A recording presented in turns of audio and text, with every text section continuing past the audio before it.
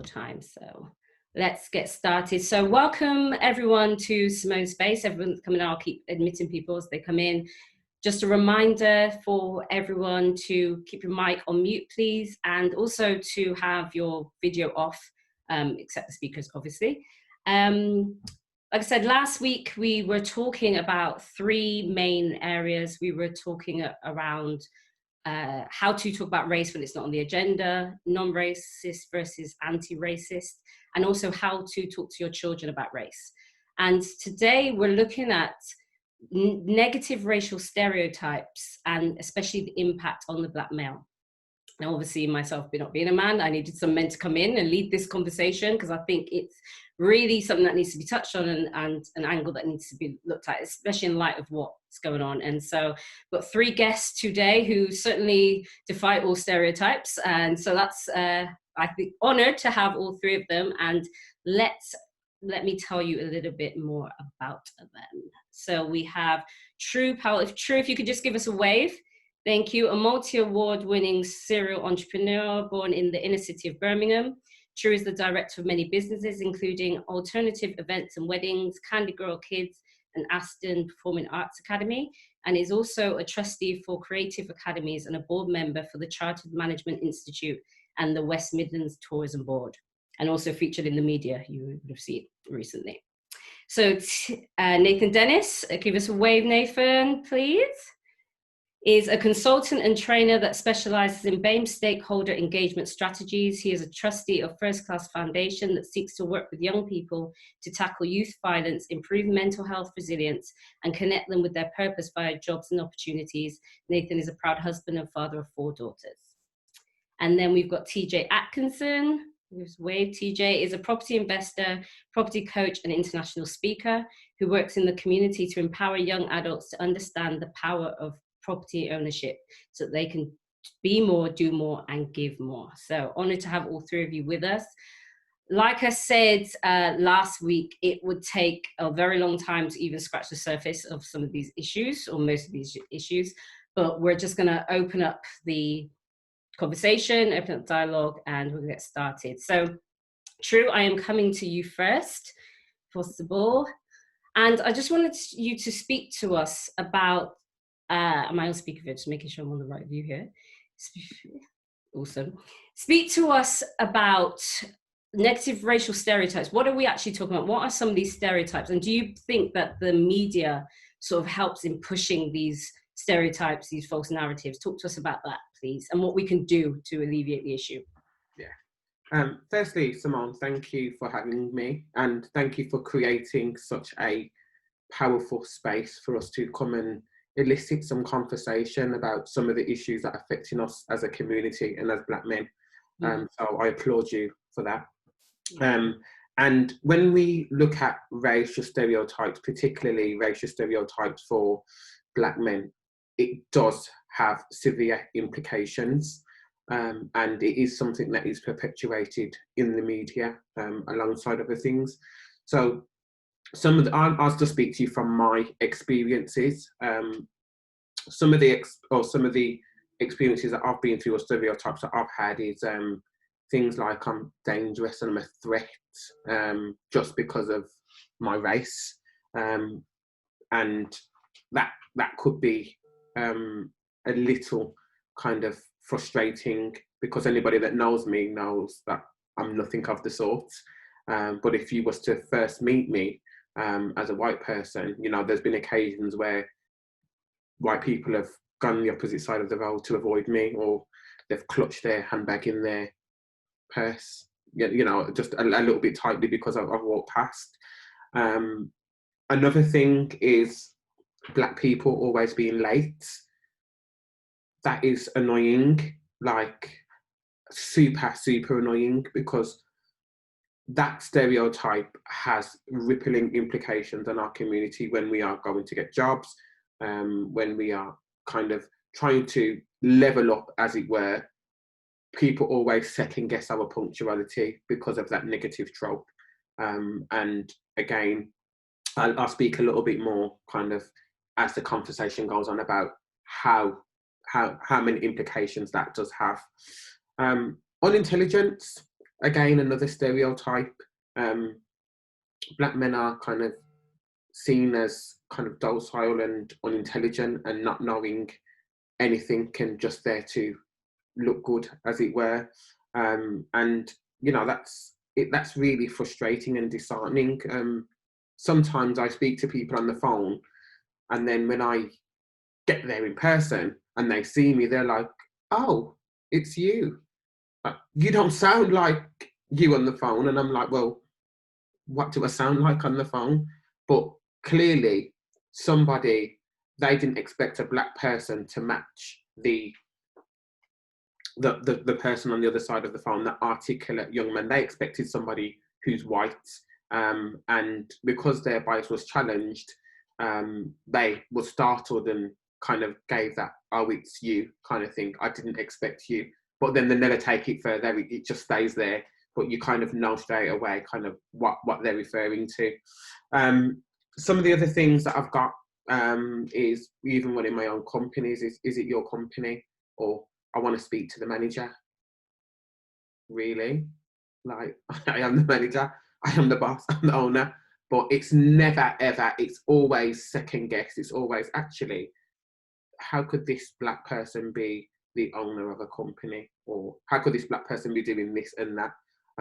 And again, it's just down to people thinking that we are intelligent as a race. Some of the really negative ones that we get is kind of gangsters being a gangster. Again, I hate it. Being a Casanova, you know, having kids all about the place, and, you know, being unable to remain faithful to your wife. It's so frustrating, because actually there's a lot of black men out there who are faithful and who are very good black men. But the problem that we have is that a lot of the time it's always second guessed. You know, I've got quite a few friends, women friends, and even with them, every time they say a black man, the first question they ask is, "Have you cheated? You know, have you ever cheated?" Now, to me, that's because of the stereotypes that our black men face in terms of being in relationships. And it's worrying and it's concerning, because we no longer take our black people at face value. It's more, this person's black, they've had to have cheated, I'm going to ask that question. So again, that's another stereotype. Other stereotypes is that we're confrontational.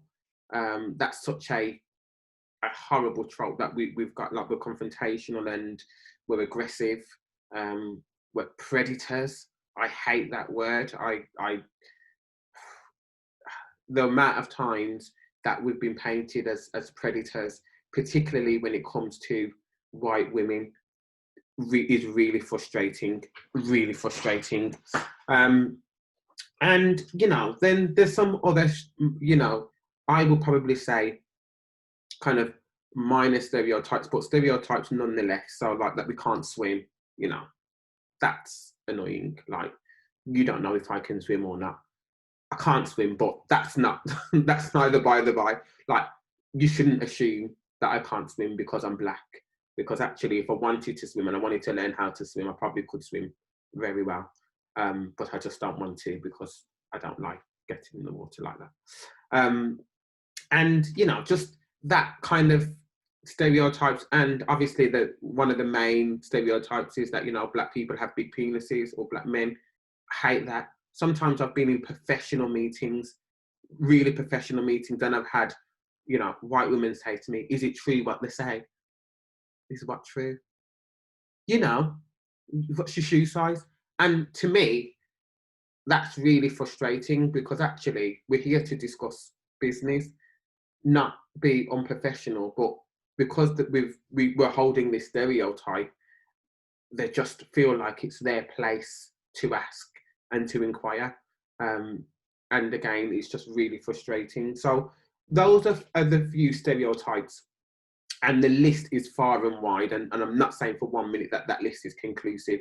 It isn't. There are far and wide more stereotypes that us as black men face. but that is just some of the stereotypes that are faced. And the second part of the question was, is it perpetuated in the media? 100%. The difficulty or the implications that the media has is two things. One, we as a race, we become the self-fulfilling prophecy, particularly for young people. So if we see, I don't know, the only black family in Hollyoaks or something, and they're drug dealers and gangsters, which they are at the minute, then we would aspire to be that. We would think that it's the norm for us to be that, particularly at a young age. If we're hearing negative connotations in music, in our own music, where they're being derogatory to our women, where they are, you know, speaking badly, where they're kind of effing and blinding, then again, that's going to be interpreted and that's going to be taken on something that's acceptable and the norm for our young people. And then they start to become that in the way they live, because they're not intelligent enough to differentiate the medium through their action. So as a young age, they're socialized and it's normalized through the media. Press, again, is so divisive and so right-winged, it's unreal. I mean, just, you probably would have seen my rant I had on the weekend just from the riots alone, where actually there was two protests. I'm not even going to say protests. I'm going to say there was one protest with a minority that acted out and went and done some stupidness, and then there was a full-on outright riot that was elicited from the right wing. And how that press framed both events, I couldn't believe it, particularly from the BBC and Sky News. One was riots, which was the peaceful protest with a few or a minority of people acting out. One was, oh my God, riots have looted the place, and you know they're attacking the police. It's gang war from, you know, gang, and all these negative words that was just being thrown out. And then the following week, it was the right wing have come, the statue protectors, the counter protesters, you know, these, and I'm just thinking to myself, it couldn't be more obvious. And even the news, the hardly covered what happened on last weekend in the press, hardly covered it. And I just found that it was just really divisive, and actually it was so biased. It was just, it had to be called out. And then you ask, what can we do? Well, firstly, we need to be the best us that we can be, and not conform to any of the stereotypes that have been given to us. So we need to be our authentic selves.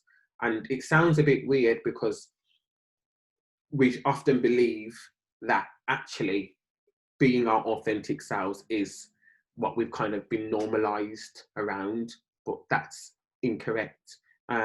We need not to be afraid to just stand up tall, stand out from the crowd and be like, actually, this is my moral high ground and this is what I'm going to be doing. Me personally, I try my hardest to subvert any stereotypes. I don't wear pastel colours because I like the way the colours look on my skin tone, even though I think they look amazing. I wear pastel and bright colours because actually it subverts a stereotype at an instant. So if people see me, they see a dark skinned brother, but then they also see a dark skinned brother in pastel clothing, and they're like, oh, okay. It just softens the mood completely before we even get into conversation. So a lot of appearances that I do, I will probably wear bright colours, or if I'm going to a meeting or an event, I would wear a bright suit or something that would challenge people's perception as to what they perceive a black person to be or a black male to be. And calling things out. So we need to be calling out our peers if we see them conforming to these stereotypes or these labels that have been placed onto us. And equally, we need to be calling out the right wing press, or, you know, the educational system, or whoever who have labelled and expect us to conform to that school institutions in particular. The amount of times that I've been to my kids' school and been like, this isn't my child, like, actually no, like, this, you can't place a label on my child. And again, all of us needs to be calling these things out. I feel like I've been speaking forever, so I'm going to be quiet and let somebody else speak, but that's just my kind of take on it. No, thank you, Drew. You covered a lot of points, and there are some things I want to come back to, but I'm going to bring out, and you started talking about young people, and that leads nicely to Nathan. Well, speak to us about how you feel that these stereotypes, these narratives have impacted our young black men and young boys coming up. Thank you, True. True is trying to fire me right off, you know. Thank you. Nathan, before you start, I'm so sorry. I wanted to say to those listening, if you have comments, questions, do write them in the comment section and we will try to get to them. Sorry, thank you. Did you say that you was going to stream this? Is it on your, where is it? I'm hoping it's on Facebook Live, but it's okay. Streaming through. Okay. I'm just trying to look for it, but no problem. Exactly. Yeah, thank you for this opportunity to speak. I think we've got a massive battle, and obviously we're not going to be able to do it all in this conversation, but thank you for the opportunity. When I think about the whole impact it's probably having on young people, is I think that we within our own community, and I'm talking specifically to the African Caribbean community, have what I believe is an identity crisis in terms of our attitudes, behavior, and how we conduct. Because I think when I think about younger people, or a majority, or a section of our community, the main thing is kind of like when you look in mainstream media, music, is the kind of urban thug look and that sound. So I was thinking about this question. I was thinking, yes, there's a stereotype that society have put on us, but how much of us are fulfilling or contributing to those stereotypes in terms of how we conduct and how we behave? Is that making sense in terms of how we go on? And that's not something I have an answer for, but I know that one of the things we do with our Dear Youngers project that we've been running for the last 4 years, specifically to engage with 16 to 25-year-olds in Birmingham and the West Midlands, is we're all about empowerment, self-worth, getting young people to explore topics around masculinity, manhood, what does it mean to be a man, what is good practice of manhood and what is bad practice. And we have conversations around our experiences as men, so there's young and old. In the forum, we get role models to come in and speak to our men. And one of the things that I think is really lacking, and what's been beautiful in terms of a positive throughout the Black Lives Matter, is that you're seeing and hearing from voices that you probably never heard of before, and men who articulate themselves and are doing phenomenal things. So for instance, this morning I was on an 8:30 Zoom call with a man who's living in Kent, black man, very successful, and he was just telling me about why he wants to work with me, and he was just sharing about his frustrations over the last 10 years of traveling business class by himself as a black man. And it's just something that has kept on, is being grinding on him, like really, he just doesn't understand it. It's like he's the only black person, like 98% of the time in business class, and he travels around the world in his business, doing stuff. And just speaking to him, I was like, wow, I knew about you, didn't know that you was doing all these things. You're very successful, and I'm hearing loads of different voices. And the problem is that what I feel is that within mainstream media, all you're kind of seeing is the kind of no discredit to them, salute to those who are making their way, but there's a negative mainstream. So when you look at those who have the big platforms, many of those are not necessarily, I don't know, I wouldn't say that that's necessarily a black man. So there's a bit of a stereotype in the kind of rapper and that swag. And I think those who are probably just normal black men every day doing their stuff don't necessarily have the platform. And I feel that it causes an identity conflict with young people because you're not seeing yourself. So I think True was like amazing when he started to talk about media. I remember talking about in a training I was doing for a major theatre company, and I was talking about the power of representation. And I was just using the story and the narrative of the Black Panther movie. And I was trying to describe why that movie was so powerful, because it was, for the first time in a long time, I can't think of any other film that has a mainly black cast, centered in Africa, that was based on superheroes, showing women in powerful roles, showing black men in powerful roles as being heroes, having like ridiculous wealth and technology. And I remember how social media was, that there was this like Wakanda forever, people like joking and talking about we're gonna catch a flight to Wakanda and all that. And ultimately it brought a sense of black pride. Now, I don't know if our young people have that true sense of black pride and true sense of identity. I, for the first time, I'm literally going to be 40 in a year's time, went to Africa for my first time this year. In February, I went to Ghana. And when I say, guys, that it was the most life-changing experience of my life, I can't articulate. I do not have the words in my vocabulary to like try and explain. But one of the things that hit me was that Ghanaian men, every time they seen me when I was walking in the shopping centers, on the beach, on the street, was saying, "Welcome home, brother," and smiling. And many of them hugged, reached out to hug. And I was like, hold on, coming from Birmingham, where when I see a brother, unless I know him, it's a screw face. It's a like, who you looking at? It's, you get a kind of energy. And what was interesting is that yesterday evening, I went to IKEA with the family to try and get some stuff. And I was just thinking, because of Black Lives Matter, maybe all the black people I see are going to be like holding the fist and be smiling, same screw face, the same what you're looking at. And I was like, oh my God, we have many rivers to cross. And, I'm very, Black Lives Matter is great in some aspects, but, a saying that, in my family, I heard my dad say for years is, we need to dance a yard before we dance abroad. And we really need to make sure that we're practicing what we're preaching with each other. Before we want other people to respect us, we need to make sure that we're respecting ourselves. So I feel that in terms of solutions, we have an opportunity to profile more some of the positive black males that are out there, show young black men a different narrative. TJ is doing property. We, on one of our forums, about 4 forums ago, we had a 25-year-old come onto our forum who he's running his own property management business. And he talked about purchasing his first property and why he left his job and went into property. Now he's 25, speaking to 16 to 25-year-olds about his property journey. And the young men on the forum, which was on the Zoom, were blown away. It's like, wow, who are you? Well, he doesn't have that platform. When you look on his followers, he don't have loads of followers. He don't, he's not posting up naked girls or whatever. He's just in secret, working away.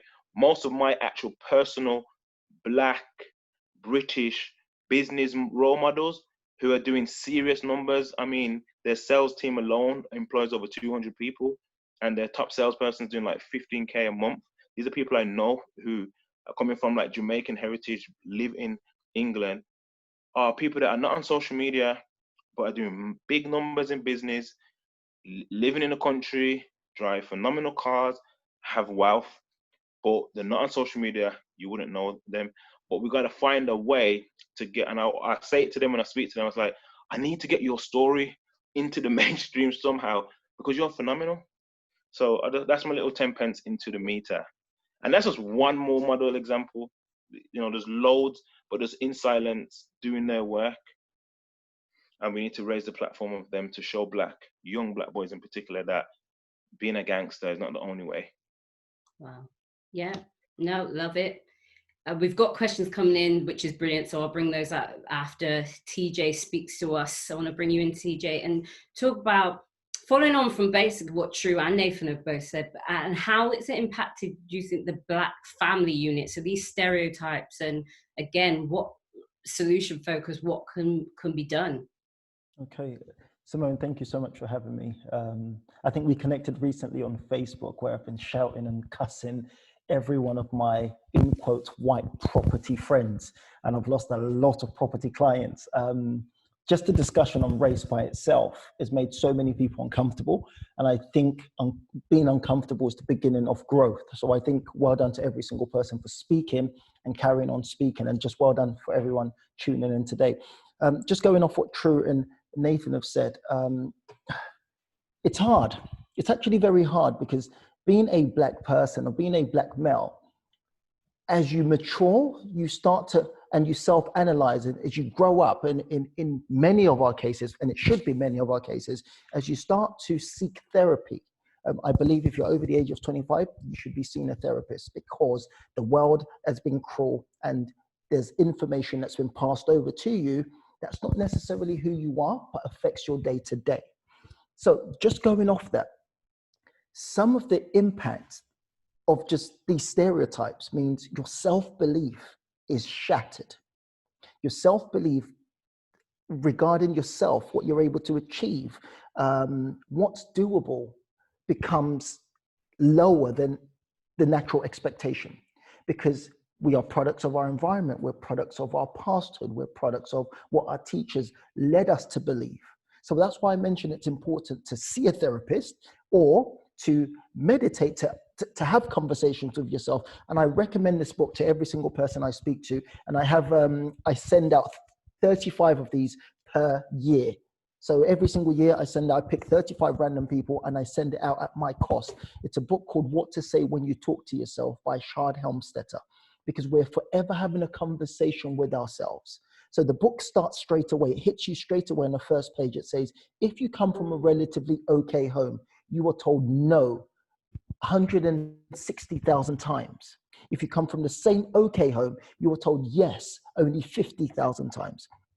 So think about how that starts to affect young black men in terms of how they're treated on a day-to-day basis. I think it was True, Nathan, that spoke about just the way people clutch their handbags, or the way people might cross the street when you walk past. And think about what that starts to do to your psyche.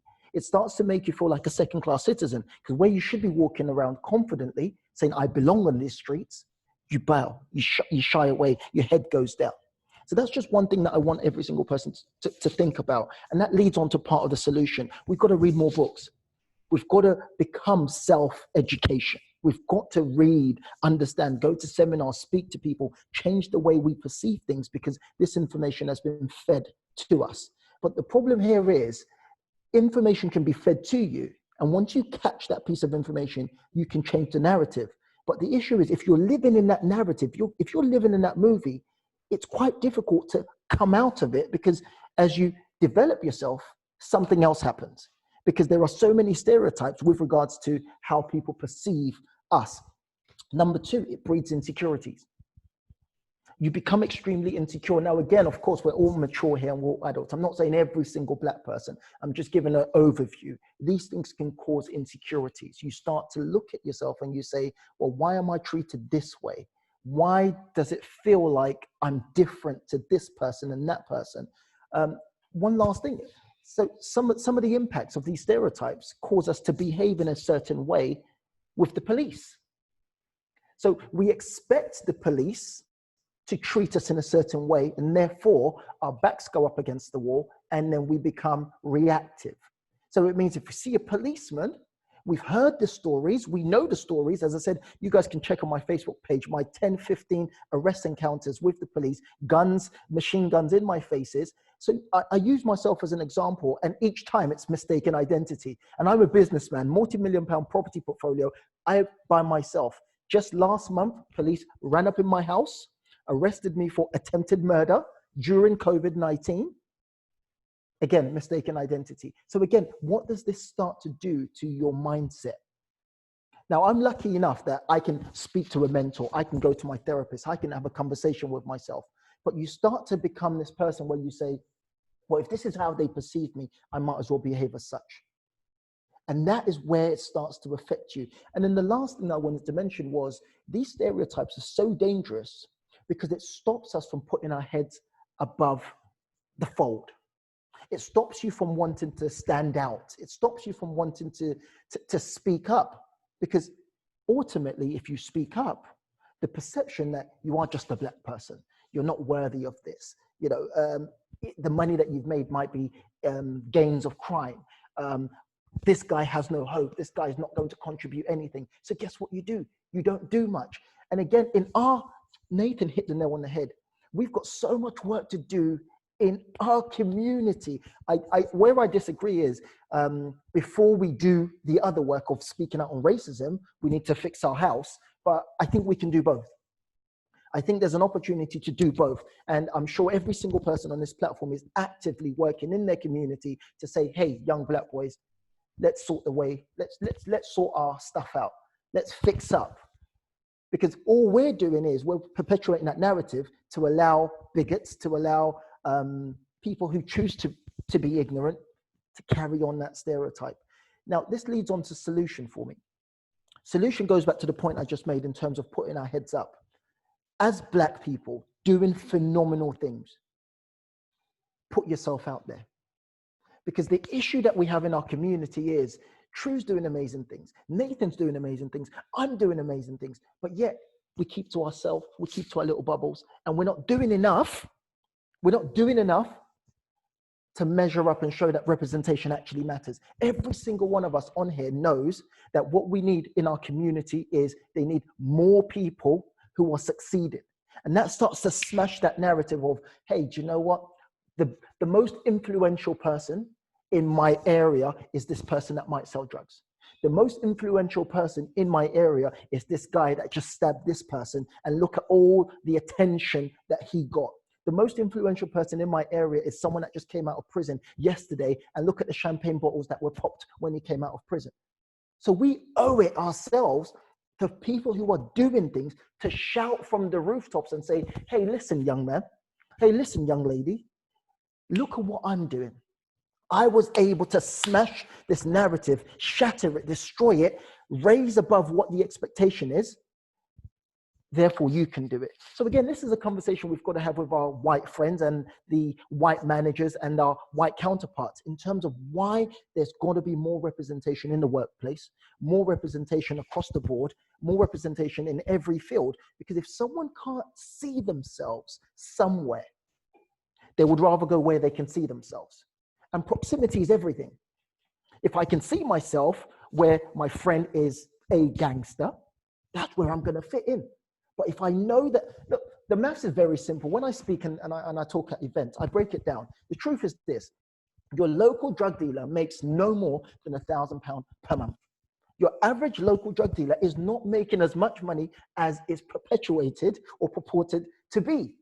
So if we can show these young kids realistically how to replace just even £1,000 off their own efforts, and then you teach them how to scale it up, you've got them.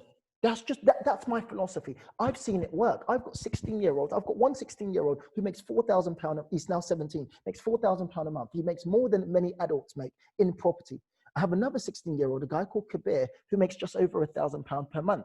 There's no way on this earth that he's going to be dragged out on the streets under any circumstance. And the question I say to them is, if someone comes to you and says, hey, let's go out and hang out, let's go and do this, ask them the simple question: will I make more money than what I'm currently doing right now?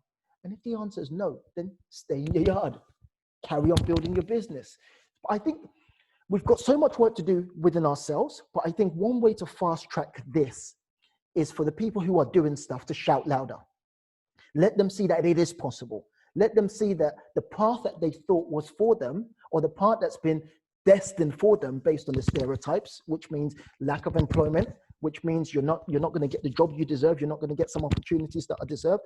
Let's show them that it's actually possible to go against the grain and create a future for themselves. Sorry, I've gone off on a rant there, but yeah, I think.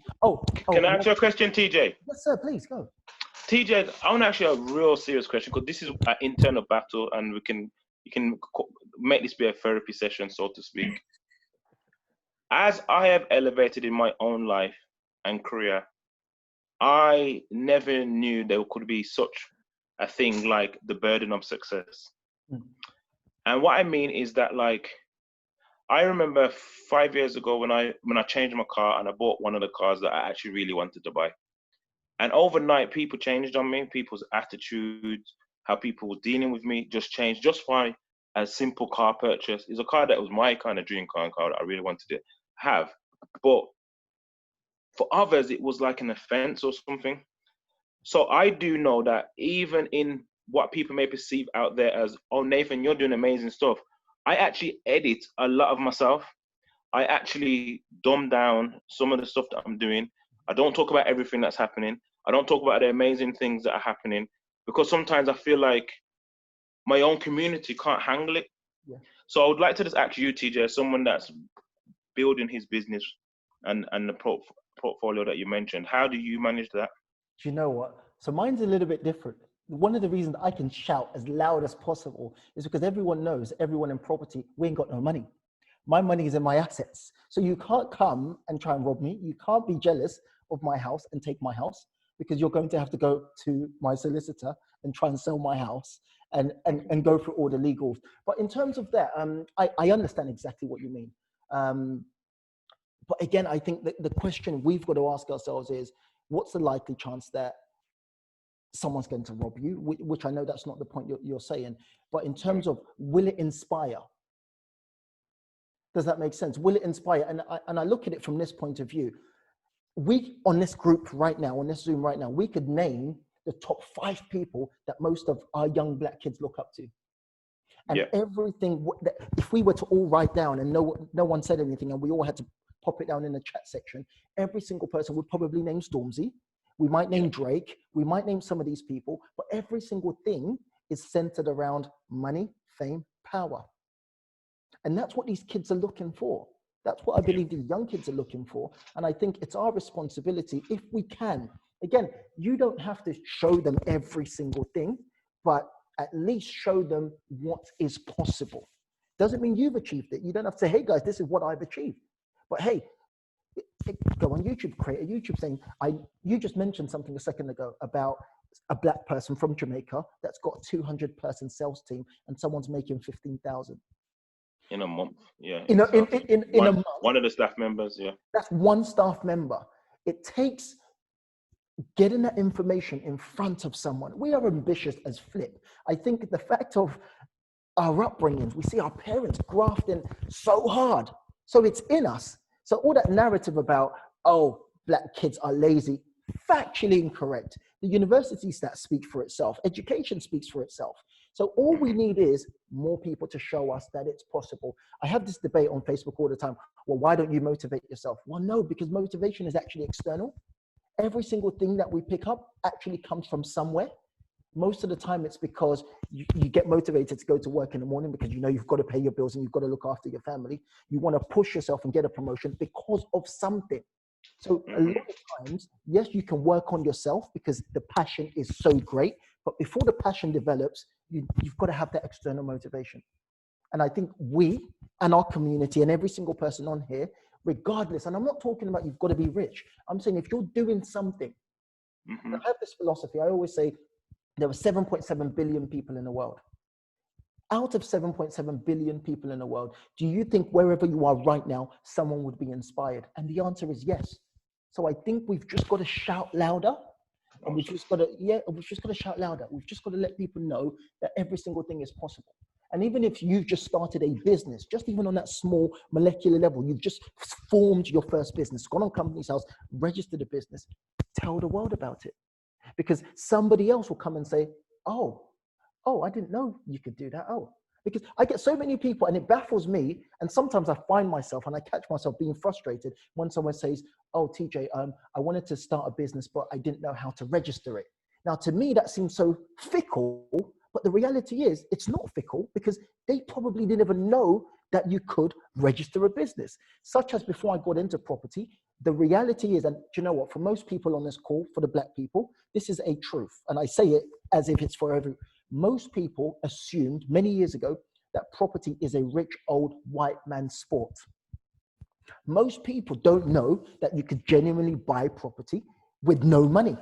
Most people don't know that there are hundreds of different strategies to generate money from property. So our job is, if you know something, what did Maya Angelou say? If you know something, teach it or do better.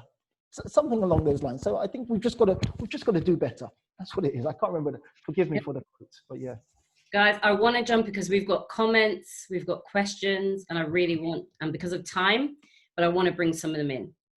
So it's open, I'm going to throw them out, and between the three of you, just jump in, and we'll try and keep them short and snappy. But so you guys, as Black men, do you feel pressure to become demasculinated in order to be seen as less of a threat to the dominant white norm? TJ, do you? Yeah, well, I see myself in many cases having to, as True said, and I said that in a past video, crossing the streets, walking with my hands out when I go into a shop, or if I'm walking past an old white woman, I make sure she can see that I'm not a threat.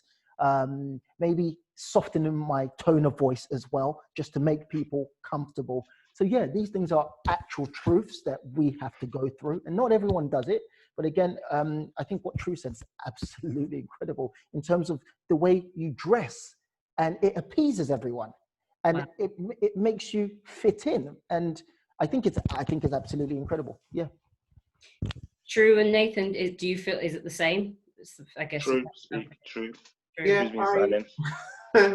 I honestly, that's what I've been doing all my life. I mean, I've been born and raised in the city, and quickly I found out that I had to alter myself in order to fit in. I mean, anybody that knows my grandma, God bless her soul, was she was very hot on those kind of things. And I remember when I had a line in my hair, and I'll tell you, it probably was about 9 years old, and my grandma was like, absolutely not, you're not having this line, you are not allowing people to stereotype you. So she took me to the barbers, and my freshly done haircut, she made them shave it off, I kid you not, on the same day. And it just taught me from a very early age that I had to work on myself, because I needed to show that there was a different blackness, which I hate saying that because it's so unfair, but I had to show an alternative. And now I fully am aware as to how I come across when I'm speaking to mainly white people. I have to soften my approach. I have to soften my tone. I tend to tilt my head to the side, squint my eyes a little bit, and make it just a little bit more softer, because I would hate the fact if somebody calls me aggressive, or if somebody kind of makes me conform to this kind of negative stereotype. So I have to work 10 times harder in order to be, I guess, in order for me to not fit in, but in order for me not to be a threat, which is sad. That's the reality. And this is the issue. And this is the issue, though, isn't it? If we're talking about Black Lives Matter and fight for equality and justice, should we have to police how we talk, wear, whatever, because to make white people feel more comfortable? Wow. Can I just chime in? True just keeps on doing this thing to me, you know, where I just like, it's like it ignites passion in me. You know what I used to actually do before, when I first started on my kind of entrepreneur community kind of work, I used to protest, you know, silently, and go to meetings purposely with my baseball cap on. So I'd have a suit, but my baseball cap. And early in my career, I used to say that I'm representing the ends. So I'm like the gangster. In my head, I had this philosophy, I'm the gangster and the gentleman. And I used to like protest, like on purpose, like I'm not taking off my hat. Going to, even when I started to do some work in the prison system, I used to like try and get into the prison and actually work with my baseball cap on, I'm saying I'm representing West Side for the ends. But what happened, and this is where TJ was talking about maturity, because I realized that in my subconsciousness, I had this this image about identity, my identity as like that kind of thug or someone from the inner city, and I had to constantly represent where I'm coming from, if that makes sense. But I realized that even if I took off the hat, it doesn't matter, I'm still who I am, right, regardless of how I dress and how I come across. And I've found that actually to be in certain meetings, you have to come across a certain way. So like, what's interesting about True is True actually really inspires me. He dress code, he doesn't know this, but sometimes I see him in a certain suit, and I've said, yeah, you know what? Even that suit that I think's in the background of the picture, I think I've got that suit. I think it's it looks like it's checkered anyway, but I've got a checkered blue suit, and even doing a little hanky thing. And I realized that when I started to do proper suit wearing, I walked with a different kind of swag into the meetings, and I felt like the owner of the room. So like fashion and dress really can really boost your your self-esteem and just how you feel. And you just, I don't know, but energy comes on me, and I just feel like, especially when my wife was said to me, make sure you come back home. So when Sabrina says that to me, my wife, yeah, I know that I must look okay. Follow me, and I'm like, okay, yeah. And yeah, so fashion and that is interesting, and you do have to, you have to be adaptable. That's all I know. It's an interesting comment that has just come through at saying it's time for us as white people to get past it. It's not your issue, it's ours to get past.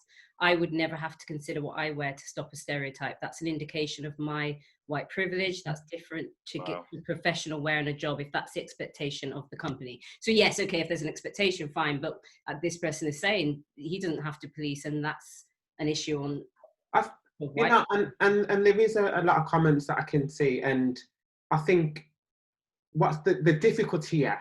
The difficulty here is that people think our authentic selves is to be or dress urban or be hood, because that's what we've seen and that's what's been normalized for us. Well, actually, it's not our authentic self.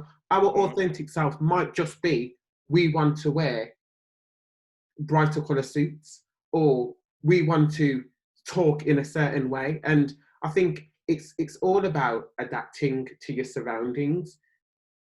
It's all about, you're not changing yourself, you're evolving yourself, you're making yourself more adaptable. So the question, does it have an effect on my mental health? Yeah, that was them. Absolutely not, because I know that I'm evolving, and I know that it's required in order for me to evolve and adapt to certain situations. Don't get me wrong, there is a fine line, because sometimes you think, oh, I've got to do this. So like, for example, my first appearance on Good Morning Britain, I knew that I had to wear a pink suit. I absolutely knew 100%, because it was a pastel colour. It did look good on my skin tone, I can't lie. But I knew that it would break down an instant barrier that thousands of people would see immediately when they see me, and it would soften the approach. Is that fair? Absolutely not. Would a white person have to think about that?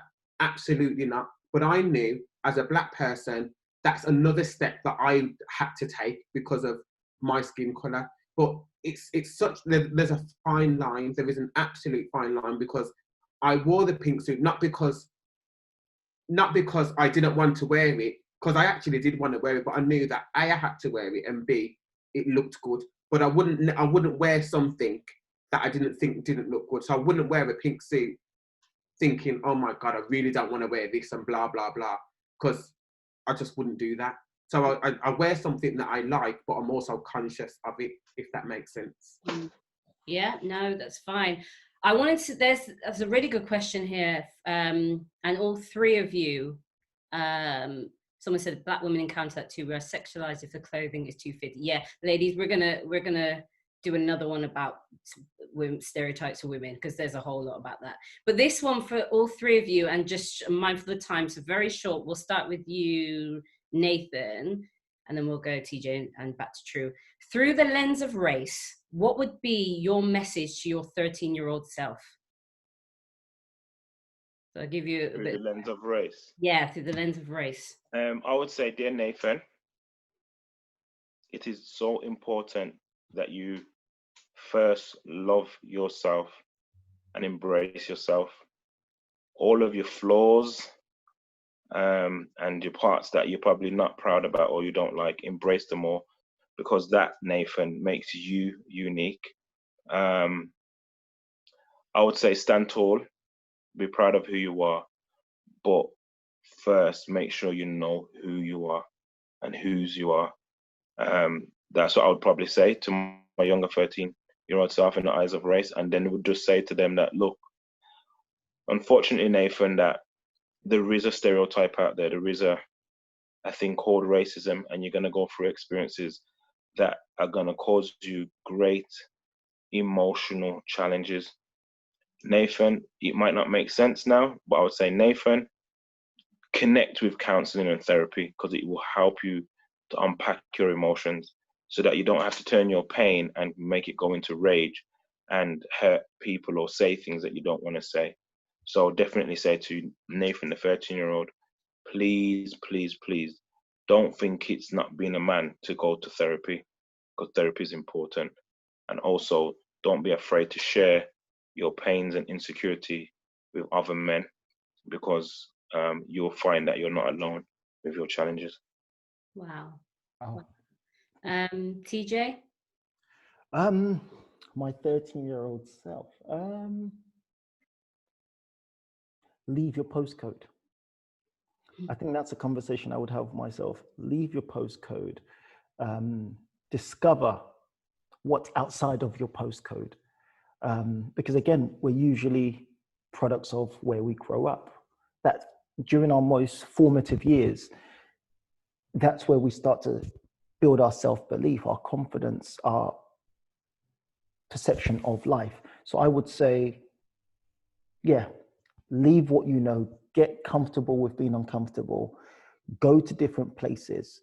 There was a place, I'll be very quick, there was a place I used to visit as a young adult. I think it's called Millionaires Row. I never knew I would get into property, but I would literally go there with my friend in our banged up car, have to gas up the security guard to pretend why we were in the area, but we would sit there and we would admire all these £1 million and £1 million houses that were falling to bits. And we were like, oh my God, this is amazing. And again, this is why I say, if you see that it's possible with someone else, it starts to chip away at this is what my mum was able to achieve. But you know what? Well done, mum, for working hard. This is what dad did. Well done to them. But I can change the narrative. And it requires sight. It requires seeing it. It requires engaging your faculties, smell, senses, all of these things to break away that mindset of, I can't do it. So yeah, leave your postcode. Powerful. And True? You would think that I had time to think about this. Yeah. I would probably tell my 13-year-old self is true. What you see around you is not all that you are going to be, or not all that you can be. So just because you see drugs and, you know, a liminal lifestyle, it doesn't necessarily mean that that's what you're going to be. Or just because you've seen a lot of generational disadvantage. I mean, we was the first one to go to university in our family. It doesn't mean that that's who you are going to be. Think bigger, think wider. And when you feel like you can't go any further, or there's a glass ceiling, shatter that ceiling and go beyond it, and not put yourself in a box. Because I think that's what we do as young Black people. We think that this is us, because we've been told it for generations, we've been told it for hundreds of years. This is what you can achieve. This is you. This is your box. Stay in there and dare not supersede our expectation. And I personally think that actually we should go beyond that, and we should be telling our children that they can achieve anything they want to be, and be unapologetic about it. That is key. Like, I just go back really quickly to what Nathan was saying, because I just want to answer that question about shouting about your wins. Listen, I shout about everything. Anybody that knows me knows that I am a person that shouts about all my wins. I go in for every single award going.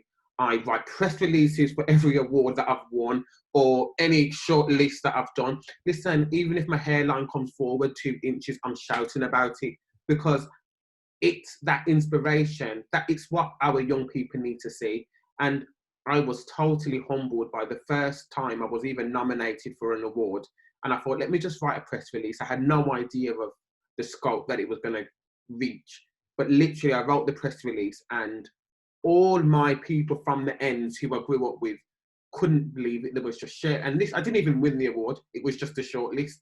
And they were really proud, and they were sharing it. And for me, I was like, actually, this means so much more to a community that doesn't think that they could achieve this. So why not shout about it? Why not be that flag? Why not be that example to be like, actually, you could?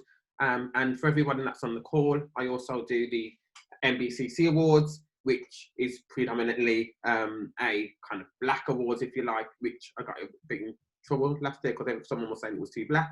But anywho, that's, if the platform's not there, create it. So if we feel like our black people ain't being recognised or ain't being platformed in the way that they should, then we need to create our own, just like we did with the MBCC Awards and every other platform that we've created. Sometimes we're not represented, so then we need to make that representation. And what those awards do, it does platform and it does showcase a lot of black people who are doing amazing things that wouldn't probably get the opportunity to be platformed in other award ceremonies. Wow, guys, I just want. Can I time in because I have to shoot, unfortunately. Yes, I know. I've really enjoyed this evening, but because I've got on my own forum. So even tonight, we have every Thursday our Dear Youngers Project forum. So we're going to have about 15 to 20 young African Caribbean males. And tonight's theme, we got the owner and founder of a clothing brand called Hoodrich. Young man, I think he's only about 19, 20.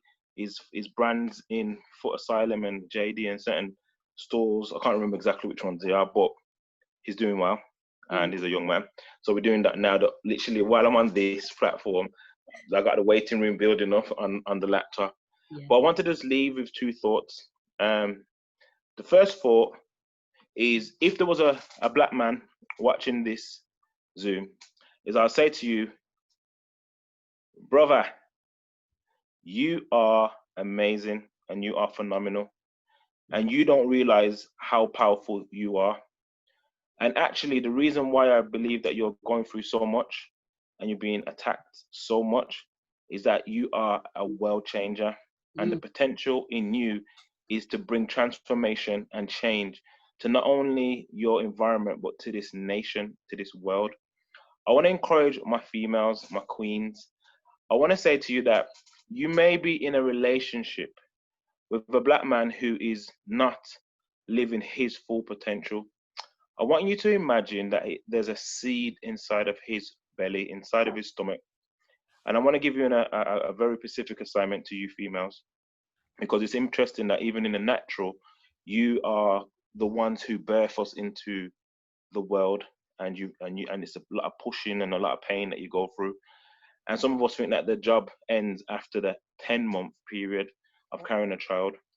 But I want you to think about men, and every man you know, if you're in a relationship with them or not, that each one of them have a seed inside of them. And that seed is called purpose and potential. And I want you to continue to, regardless of how this man is displaying in his attitude and his mindset, I want you to use your words and speak life to that seed, and believe by faith that as you speak and encourage that man and tell him that he is amazing, that he is born with a purpose, that he is incredible, that he's a wonderful, that, you know, and you keep on speaking positive, I believe that you will awaken something that's inside of him. Too many times within our community, we're using this tongue and our mouth to tear down, and we need to be speaking much more life. And I believe that this is the time now for us to empower our men to rise up, to be counted, to be strong, to know that each and every one of us have a God-given purpose on this earth. And I just want to encourage everyone to keep speaking to those seeds, keep speaking to those men, and let us just be phenomenal and, you know, just change this world. I got to love everybody. Simone, thank you so much for having me. But I have to go into this forum and fulfill. Thanks for the word, Nathan. Hallelujah. Guys, do it, man. Yeah. Love you all, guys. Thank you for your time. If you want to follow me on Twitter, Just and Dennis, and on Instagram or LinkedIn, more professional, Nathan Dennis. So Twitter, Just and Dennis, LinkedIn, Nathan Dennis. Speak to you lot soon. God bless you all. Take care. We are closing up. I can't believe it's been an hour already. I just want to say thank you so much to Nathan, True, TJ, to everybody listening. You know, there's just so much. Like we said, there wasn't even enough time to really dig deep. But I think what's come out of tonight is our black men just keep shouting, keep being visible, change the narrative, but show our younger men and young boys that there's a different way, that there are role models that you know, they can do something other than what the media is perpetuating and maybe what we've seen in our community, because there are so many Black men in my life and that I know that are doing wonderful things. We just need to give them a platform, and you guys, you keep using your platform, keep shouting, and yeah, we're right behind you. So thank you everyone for showing up. I'll get details of the next one. Maybe we'll talk about the women next, but yeah, thank you everyone. And once I have the recording, it will be out on YouTube. Take care, guys. Enjoy your evening. Thank you, Simone. Thank you all for joining. Thank you. Take care, guys. Thanks. TJ, send me your details so I can link up with you, please. Everyone connect, follow. Share. Okay. All right. Cool. See ya. Bye.